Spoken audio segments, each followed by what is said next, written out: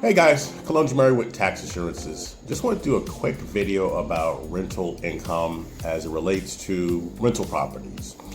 So every so often I'll have a client that has either one or multiple pieces of investment property that they either live in and share, so like a multifamily, like a two-family, maybe even a three-family, or they'll have like their primary residence and then like a separate either house, condo, townhouse, etc., kind of on the side.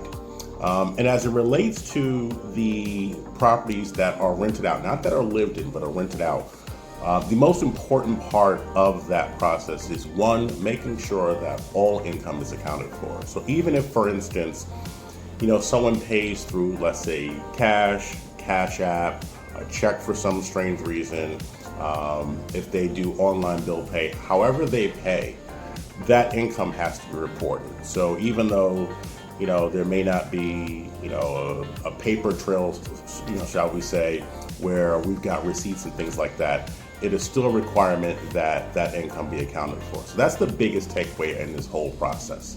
And then next comes all of the deductions. So for instance, you're going to have the property taxes. So the property taxes is something that is paid either to the mortgage company, or if you own it free and clear, you're going to pay on a regular basis, on a quarterly basis, or periodic basis, shall we say, to the municipality that the property taxes have to be paid to.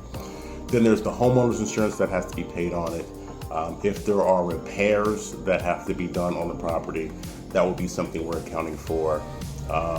If there are legal fees, if there are management fees, any number of expenses, we would also make sure that we are accounting for those as we track all that income and those expenses. And then at the end of that process, depending on the type of entity, whether it's in a partnership, in most cases it's someone that it's a situation where if someone owns it individually, it would show up on their personal tax return, in which case we would report it there, and it would be part of the overall tax return. So again, the real estate itself would be one portion of the personal return, and then whatever the end result is. So let's say, for instance, you rent out the property for the year of, let's say, $20,000 for the year, for argument's sake, and then let's say you have, for argument's sake, $17,000 worth of expenses. That $3,000 net number would eventually show up as a separate section on the overall personal tax return. So that's how we would account for real estate in most situations.